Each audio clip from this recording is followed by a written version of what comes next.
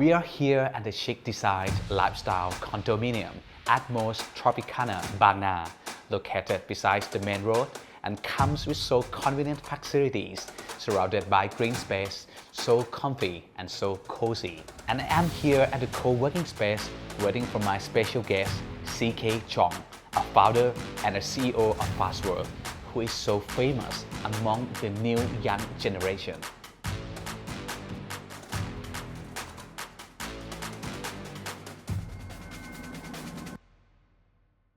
Hi fellows, I am now sitting with the most extraordinary young man, and you know who is he because he is the founder and the CEO of Fastwork, one of the most interesting startup business in Thailand right now, CK Cheong. Appreciate it. I'm flattered for the introduction. Yeah, I would like to build it up. Thank you. So Appreciate people will get interested. Sure. Okay, CK, I have seen and watched a lot of your video contents, and you always say nice thing about Thailand. So my first question is, could you please introduce yourself? Because not anybody knows that you are a Thai, a halfie. Yeah, who exactly? I'm half are Thai. you? So my mom's Thai, my dad's Chinese, and I was born in Macau, raised in the U.S., and I came back I think 5 years ago. But along the journey, over 20 years, Thailand has been my home, meaning that every time I had a summer vacation or winter vacation, I would come back to Thailand because this is my home. Not because I have a home here, like a physical home or a house. I didn't have a home, right? Because my parents were divorced and I've never seen my parents ever since. See them once a while, but I never had a home. So I came back to Thailand and Thailand became my home. The country became my home. The land, the people of Thailand became my family. So that's why I have such a deep connection with Thailand. And it's almost something that I cannot fake. You can say that, oh, CK, it's easy for you to say this in words, but look at my actions, right? Look at my business. Look at my discipline. Look at the stuff that I've been posting consistently, disciplined every single day. Nothing would have explained why I do what I do if it's not for love. I love Thailand, and I'll prove it until the day I die. Since you are really into Thailand, Yep. Thai people, but I love it. sometimes you say harsh things about being Thai. Sure. Yeah. It's not a hard thing about being Thai. It's more about I want to ignite debates. I want to ignite discussions. Okay. I think the beautiful thing about the American culture is that respect is earned, not given. In Thai culture, respect is given, not earned. I'll give you an example. In the US, people don't care how much money you have. People don't care about what you have, wherever it is. If I don't know you, I don't care how old you are. I don't respect you when I first met you. The respect is earned, meaning you have to prove that you're worthy of something. Respect is earned. Even in the same household, the kids call us dad name. Hey, John, not dad, not Kun Paul, right? So, professor, same thing. Like, hey, professor. But if the professor is not worthy of respect, students won't respect the professor. So respect is always earned in American culture. But here's different. Here's that if you're the elder, you're puyai. Yeah. Right? You have to respect them. If you're a neighbor that has some money or have some business, but people don't care about how you build it to where it's at, you're the puyai. รับฟังผู้ใหญ่เยอะรู้จักเข้าหาผู้ใหญ่ It's like a word that, it's like a teaching that Thai culture has been teaching little kids at a very young age. Know how to approach the elderly. So you think all of this culture is wrong? That's wrong. For the modern era like this? Of course, because there's a word in Thai culture called อาบน้ำร้อนไปก่อน Yeah. I've been in a hot Been shower there, before. done I've been that. there, done that. Been I've there, been done there, that. done that. Yeah. But the problem is the word changed so rapidly, meaning that what worked before doesn't mean it'll work today. Agree. Let's just say that you're the expert in marketing. You've done marketing for the past 20 years. Obsolete. Doesn't mean that that skill set can translate to what it is today. Yep. It doesn't. I'll give an example, right? 20 years ago, we're still working on like magazine, newspaper, billboards, and then transformed digital marketing. And then TikTok was a boom 3-4 years ago, right? And it was about dancing. And now it's more about actual content. Knowledge. And now we have Reels. Now we have Spotify. We have podcasts, right? Look at my camera. My camera's vertical, not horizontal. It changed everything. Now we have live. Now TikTok is a e-commerce platform. Yes. So marketing changes all the time. So what worked for you before might not work anymore. So why are we still, Stick to that principle. correct? Why do we still hold on to this ego that Okay. we have done that, did that, listen to me? Okay. Because ego is something that you cannot, it won't do anything for you, right? You need to have the humility to really learn. I think the most important thing is when we were little kids, that's when we learn the most. Okay. Imagine this little baby born into this world, and this world is so complex, right?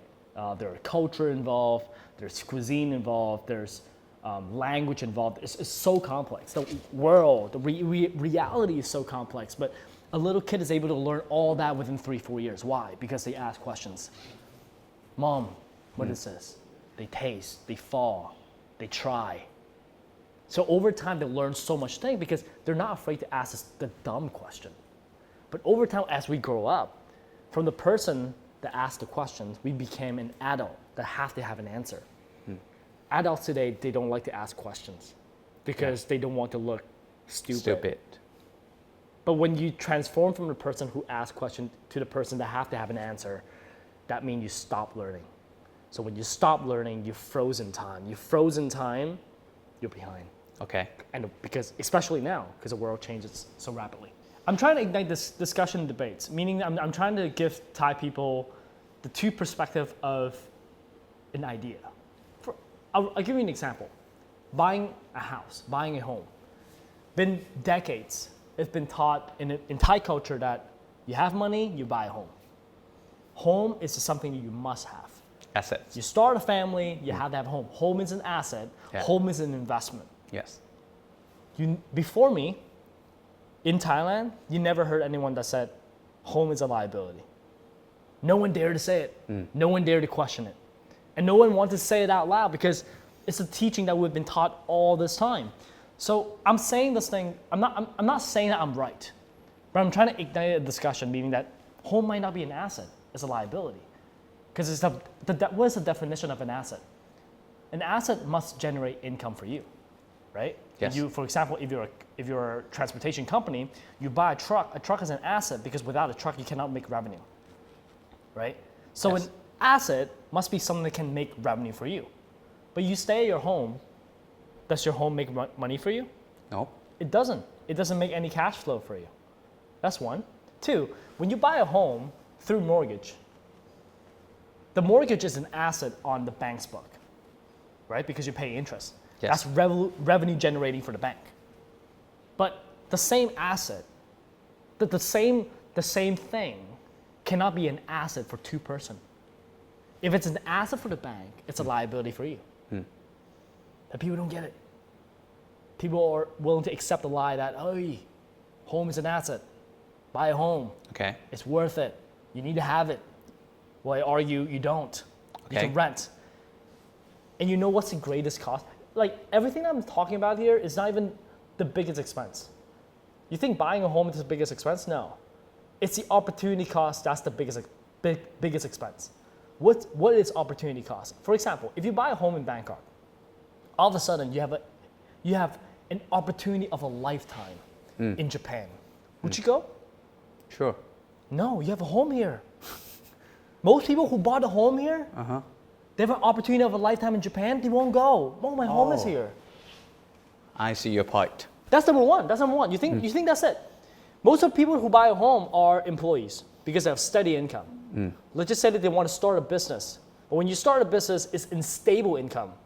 But over time, when you get addicted to the income and you create a liability for yourself, it's scary to not have an income the next month. So you would never start a business. You would never chase your dream. Okay, because you already created your comfort zone. And you created a liability, you created a debt for yourself. Yeah. So you're so afraid that your house is gonna get taken away. You're so afraid that you're not gonna have an income for the next month. You're so afraid of uncertainties because you have obligations. So when you buy a home, it's not even like, oh shit, is this the best investment for you? Screw that part. The biggest expense is the opportunity cost. You're never gonna jump. You're never gonna take that leap of faith. You're never gonna start your business. You're never gonna go and get it You're never gonna leave Bangkok for another opportunity. Because you are never- stuck. Correct. You're stuck because of debt. And that's the problem. And that's the biggest cause that Okay. most people don't understand.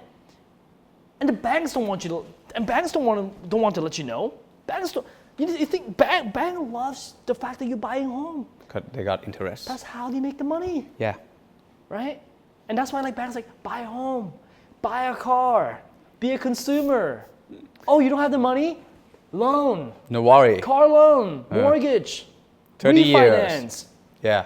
Okay. That's a new principle, financial literacy, that you are trying to ignite people to think. Yes. Yeah, to rethink again. And I'm not saying that I'm right, Yeah. but I'm trying to put But- another perspective out there. But you have good points, especially for this economy right now. Right now, yes. Okay. Well, there's rumor has it that Thailand is about to step closer to the way we were 27 years ago. Economics bubbles. Who said that? Some analyst, some Analysts. economist. Analysts. Yeah. I'm telling you, like, So you disagree with them? no, you got to change the future, right? Yeah. So I'm not going to let that happen. Okay, so that's information saying, oh yeah, we're moving to 27 years ago. We're falling behind. Thailand's horrible. Thailand's, the economies in Thailand's horrible. Like Thailand's not a great country. Okay, and what? Complain about this, saying that Thailand's this and that and this and that, a third world country, and what? And what's going to happen? Nothing Don't changed. complain for the change. Be the change. What can you do? I don't like the fact that Thailand's only, the prosperity only in Bangkok. I don't just complain. I don't complain. I do. My Fastwork, my business, generate income for outside province every single day. I create jobs every single day. I create entrepreneurs every single day. I don't complain. I don't point. I do. I inspire. I alone cannot change Thailand, and I know that. I'm not that naive. I know that. Okay. But I have to inspire other people to join this journey, to also think they can do it, and hopefully I can inspire the next Steve Jobs in Thailand. So you believe See, it? I don't have to be the Steve Jobs. Someone else can be the Steve Jobs. But gotta have more dreamers. We gotta have more people dare to dream, dare to think they can change the world, change Thailand, make Thailand better. Don't just complain. Don't just say that Thailand's this and that. You say that nothing changed. Do something about it. What can you do? Right? Do something. Stop complaining. Like for example, you say, oh, Thailand, man, the recycle system is so bad here. The trash system is so bad. The pollution is so bad here. Are you separating your trash? Be the change. And when you do that, tell your neighbors to do the same. Teach your mom. Teach your neighbor. Teach your office. And slowly, you're actually a big influence. Make content about it. Look at me. I was a kid 3 years ago that think that I want to make Thailand better. Look at now. I don't have any political party that pushes me. I don't have any crazy ad agency that pushes me. Everything that I've built is from me. Okay. No different than anyone else. Imagine there are 1,000 more me. That will happen. You believe that? It will. Right now, if you have like one suggestion to all the entrepreneurs, so what would you say to them? It depends on their goal, right? So If I'm if not the sure goal what- is to survive first. See, the thing about surviving is you cannot rely too much on promotion. If the problem with promotion is that things are always getting more expensive. I'll give you an example, right? Naturally, things are getting always more expensive. You buy mu bing today, you buy gui tiao today. 10 years later, the gui tiao mu bing is going to be more expensive. So you cannot lower price without compromising quality. And when you lower price, you're competing with big companies. And you cannot lower price to compete big company because big companies have capital, right? And promotions, it's easy. It's easy to do promotion. Anyone can do promotion. Anyone can lower the price, but add value. How do I make your product irreplaceable? That is the key. But how do I do that? Brand. Create a brand. And what is a brand, right? I'm not going to give you all these buzzwords without telling you how to do it, right? Creating a brand, it's not about lowering the price. is by creating this feeling. We as human beings, we don't buy things that is the most worth it. We buy things that make us feel the greatest, the best. So by creating an inseparable product, you have to create a feeling about your product. Like Kit Kat. Kit Kat tagline is, have a break, have a Kit Kat. You know that tagline been around for 40, 60 years. Yeah. Kit Kat, have a break, have a Kit Kat. Because anyone can create chocolate cookie. Anyone. Anyone with a kitchen, with an oven can create chocolate cookie. But what Kit Kat is selling is, take a break, man. Have a little break. That feeling of, oh, I want a break. I've worked hard. I want to reward myself a little bit. Let's have a Kit Kat. L'Oreal, another example. L'Oreal, tagline is, because you're worth it. That tagline has been around for 50 years. 50 years. Because anyone can create serum, can create cream, can create lotion. But L'Oreal, what L'Oreal's selling is not cream. It's selling self-worth. Yeah. But some might say that it is easier to be said than done. No, it's not. It's not easier said than done. Today it's not, because today you have content. What I'm trying to say is that stop pouring your money on mindless performance marketing. Most of the people, there's a difference between marketing and branding, and they're both important. Once you create your business at the very beginning, you need to have marketing because you need to have cash flow. Or else, if your head is not above water, you're dead. But once your head is above the water, once you can breathe, don't get stuck in doing promotion, influencer marketing, performance marketing. Most of the people over-invest in performance marketing. They care so much about, oh, I invest this $1, I need to get $3 back. I invest $5 in Meta, I need to get $6 back. Performance marketing, oh, I need to measure my SEM. Invest in brand. You know what branding is? Create gift-first content consistently every single day. And it's not going to drive you revenue the next day. It's not going to drive you revenue the next month, the next year. It's not. 7 years. You can do content consistently for years and not get anything back. But when you get something back, it's a feeling that is the moat, the MOAT, the moat, the emotional connection with your customer, that the customer become biased. They want to buy yours. I need to drink one and Red Bull. I want to buy the Red Bull because Red Bull gives me wings. Is a shoe and Nike? I want to buy Nike because I can do it when I wear Nike. That bias comes from brand. Bro, if you say easier said than done, look at me. Bro, like today, the best thing about me being me is that I shut people up. Because I actually did it.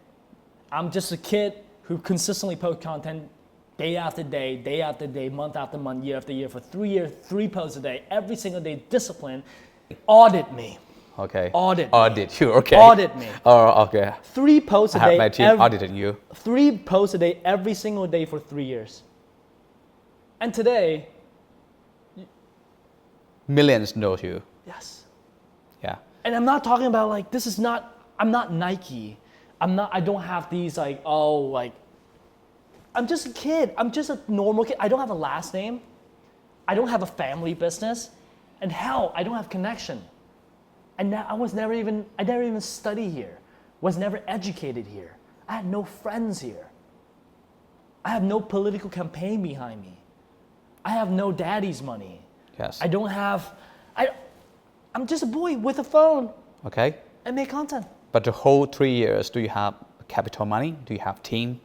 Do you have like people behind you that support you? But what I'm trying to say is it's not expensive to make content. Today when you post content, look at my very first content.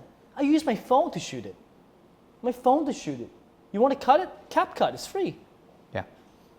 Come on, subtitle. CapCut has AI subtitle. You can click and the subtitle just come up. I mean, and if you think hiring a Fastwork editor, a Fastwork subtitle person, or even producer, whatever it is, right?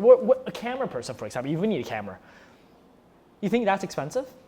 But when you go out on a night out on a Friday, Saturday night, it's 4,000 baht, you don't think that's expensive? Most of the people that think editing is expensive, they buy Chanel bags. Yeah. 200K bags. They buy MS belts. They buy fancy car, BMWs. But content's expensive? No. Right? Yeah. Don't give me the double standard here. Because I don't have any unfair advantage. I'm just a little boy who think I can change Thailand. And I just pump so much content that it's impossible for people to ignore me.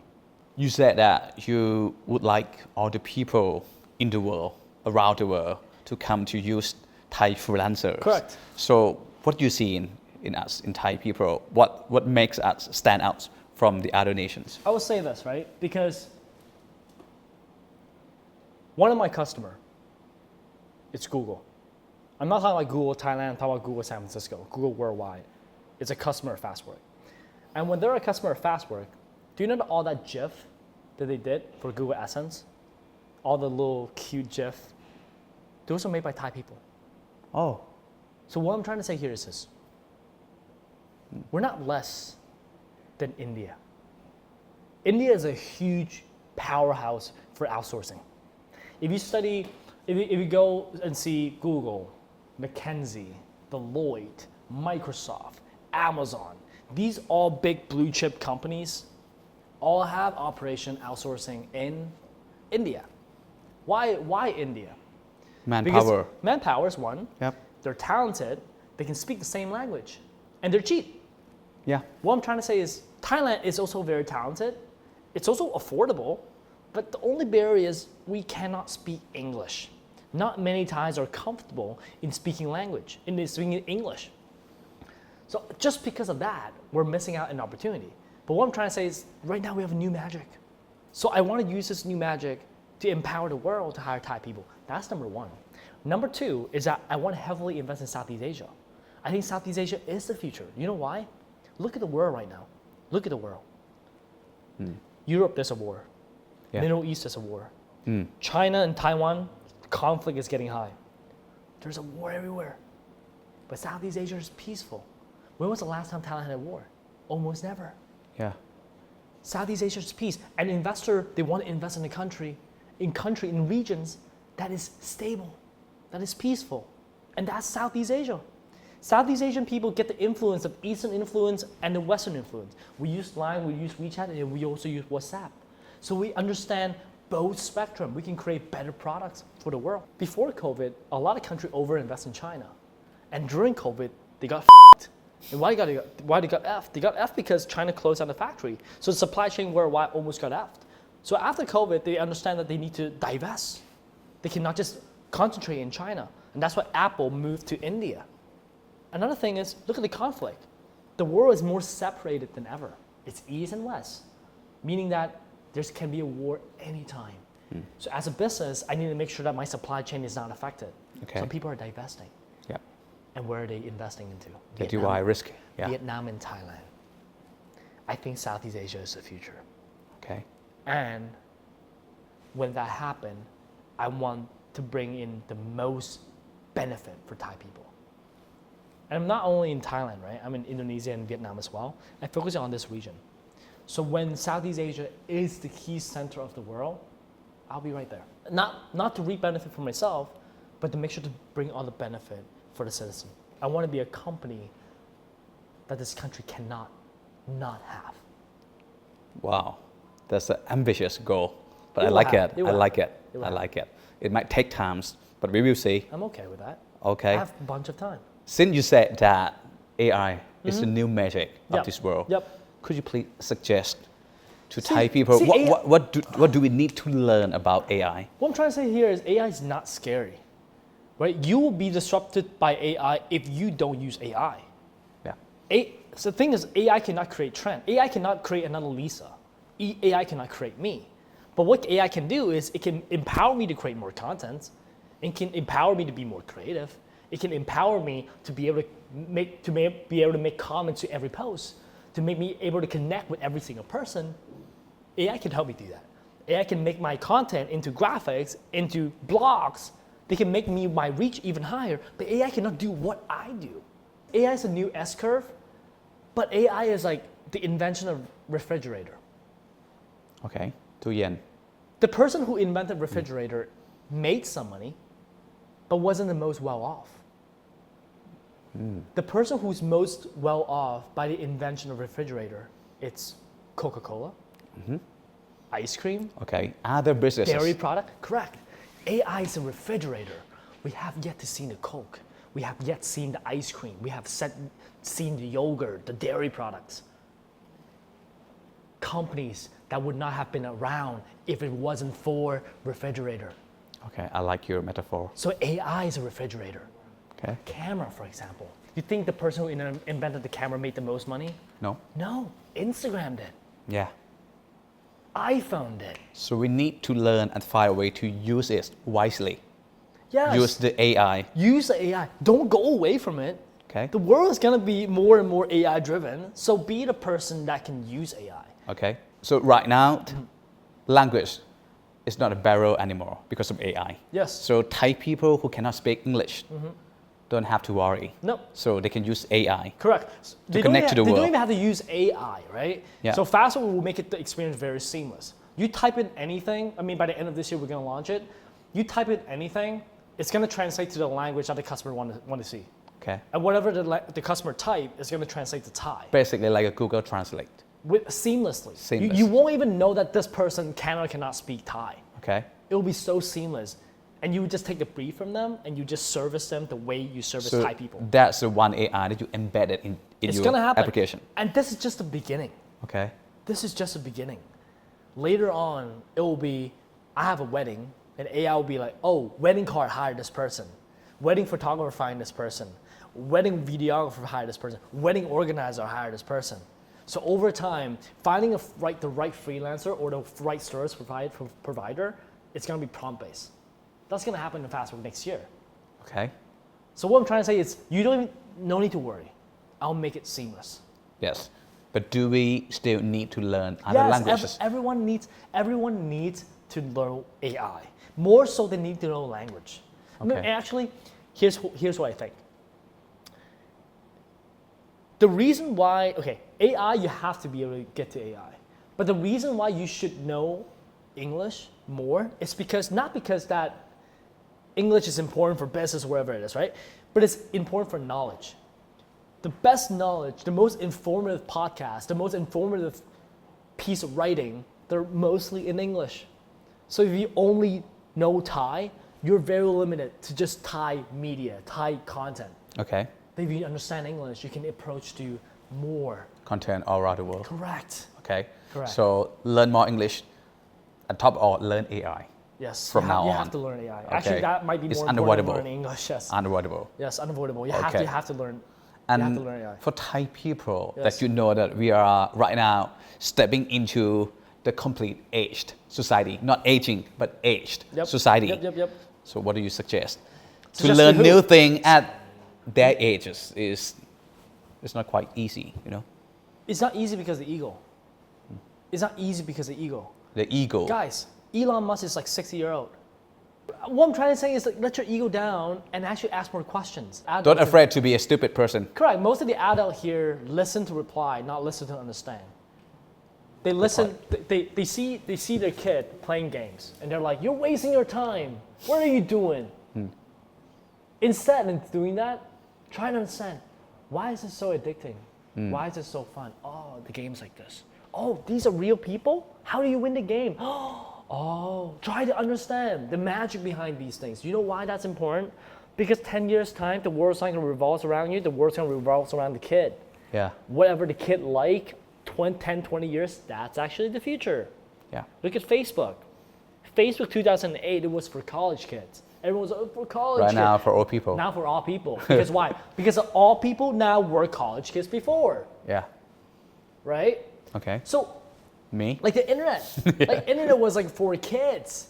Was a fad. Okay. Now it's everywhere. Yeah. So listen to the kids. Because the kids are the future. The kids are the consumer of the future. You have to listen. And the only thing that's separating you from listening is just ego. You think that you abnam. You think that you're puya. You think that you're the elder. You think that you have more experience. Having experience doesn't translate to knowledge. Okay. Knowledge comes from adapting to different situations and always constantly be a listener. That's exceptionally key. And nobody wants to work with an Nobody wants to work with a person who just speak and don't listen. Yeah. You should come to my meeting rooms and you see how quiet I am. I listen. The leader observe. listen. Yes. The leader is the quiet Yeah. person in the room. Because the leader's not supposed to be the smartest person in the room. Okay. The leader needs to be the person who inspires, who attracts the smartest people to work with him, not for him. Okay, that's good point. Good suggestion. Well, one last question, because this is the question of our program. So, of all issues in the world right now, so many things happening. Which one, if you have to pick, is the most important thing that you think is about time to talk For Thailand, for Thailand? agriculture. Agriculture. Yes, Okay. I'm telling you. It's almost pure stupidity to not invest in agriculture in Thailand. It's pure stupidity. Look at Saudi Arabia. Why are they rich? They have nothing, but they have oil. It's a commodity that the world needs. Yeah. And they're extremely wealthy because of that, because they have something that the world needs. Yeah. And look at agriculture in America. You know who owns the most farmland in America? Who? Bill Gates. Really? Yeah. Okay. Bill Gates owns the most farmland in America. It's a rich man, right? Yes. But farmland's owner in Thailand are what? Poor, peasants, people that don't know, lambak, Yeah. jobs that nobody wants, jobs that are unattractive, or poor So people. we need to flip it. You know, we talk about assets here, right? Assets. Yeah. You know, the only limited source of asset is actually land. If you think oil is limited, you think house is limited, you think a building is limited, you know what's actually limited? Land. Land. Yeah. You can see with your eyes, we only have so many lands. This is it. And you know what makes a land extremely valuable? A farmable land. And what makes a land farmable? We need two things, right? We need soil and we need water. And we need sunlight. Three things, actually. Soil, water, sunlight. We need three things. America, with all the money in the world, cannot buy sunlight. All the money in the world cannot buy sunlight. Winter, I cannot farm. Yeah. Saudi Arabia, all the money in the world, cannot buy water. We Have have all. both sunlight and water, but farm people are peasants in Thailand. We have both things that money cannot buy. And we're actually the basin of the Himalaya Mountains between China and India. So there's a lot of volcanic activity that makes our soil amazing. Date back a few hundred years ago, Thailand was an agricultural country. You put anything in the soil, It grows. and anything grows. Yeah. What I'm trying to say is, but you look at the farm people here, the farmland people here, they farm once a year. Why is that? Because they said there's no water, or there's too much water. There's no water? Have you seen, you don't need to drive far, right? Drive to Lopburi, hour and a half away from Bangkok. There's a canal, but there's never water in the canal. There's a canal without water. You know, there's something that you don't need to speak, and farmers do understand. When farmers see water, they understand that's opportunity. When they see water, they understand that I can farm more often. I'll give it a crop as an example. This is actual data. 1 hectare and corn animal feeds. Animal feeds corn. 1 hectare in the US, they farm 12 tons of corn animal feeds. Thailand, 1 year, 1 hectare, farm 4 tons. But both countries farm once a year. Productivity. US, yes, it's yield. The yield in America is 3 times the level. Why is that? Great question. But before we go to the yield, let's talk about why is that 1 time so different? Because of seed genetics, because of the proper fertilizer through soil lab, knowing the NPK. But before we get into all that, right, let's just say that we have the same yield. 4 tons per hectare, same yield. But if we're able to farm 3 times a year, just farming more frequently, we can actually match the productivity of the US without even changing the way of doing things. Just farming more often. Just having water. Okay, that's one. 2, imagine if we farm more frequently and we have the proper knowledge of precision farming, we have soil lab established for farmers. Test your soil. Look at the NPK, nitrogen, phosphorus, potassium. Find the right fertilizer for your seeds, for your land, and for your location. That's number one. Two, let them have access to seed genetics. To Syngenta, for example, attracts Syngenta to come here to open up a lab for different regions in Thailand. That's number two. Number three, tractors. One of the most invested companies in Bill Gates' portfolio is John Deere. John Deere today, the actual car, can drive itself. You know what does that mean? That means when the farmer is sleeping, the tractor can harvest. And while they do the harvesting, it's doing mapping. So they understand that where's the low region, where's the slope, where is it not flat, because it's important for farmers to be flat. And that can be done with John Deere. You can do the mapping. So the government have done already, but maybe not so complete. Yeah, you said like a smart lab and so on, but not all of it. So the thing that you are trying to suggest that the government or even the private sector must do something to Yes, bro, guys. to enhance Guys, this is not rocket science. I'm Yeah, I not know. asking you to build a rocket to Mars. it does a new thing. This is not a new thing. This is.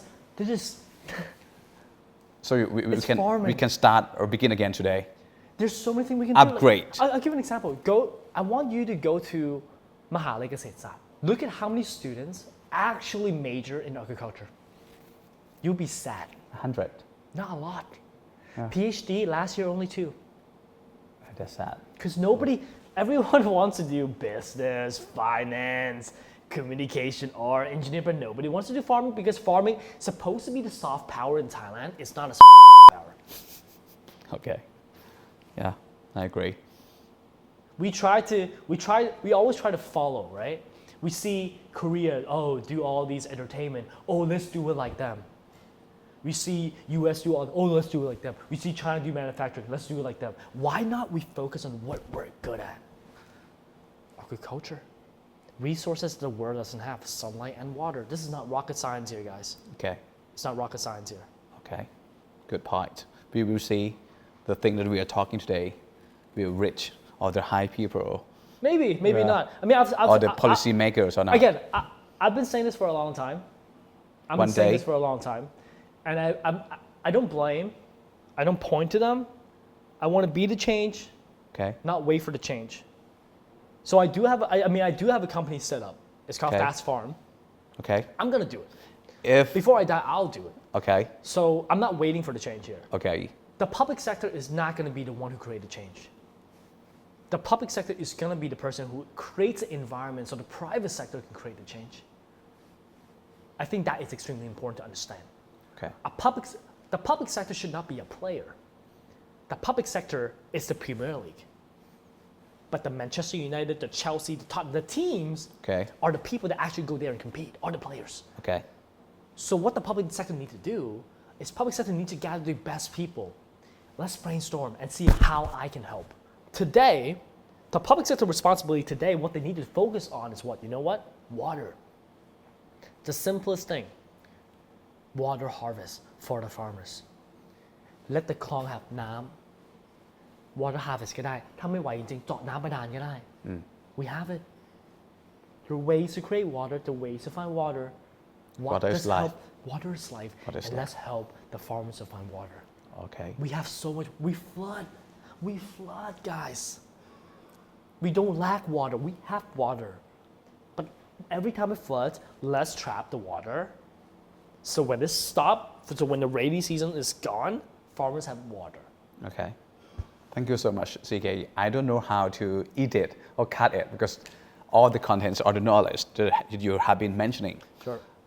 the whole time are all good. Or I'll try to cut or pick the best one to show to the audience. Sure. But thank you so much Appreciate for it. being our guest today. Thank you. I appreciate it. Thank you. And this is a time to talk for this episode. And this is CK Cheong, our special guest for special EP today. who's next for our next episode. Please keep in touch. Stay tuned until next time with A Time to Talk and me, that people.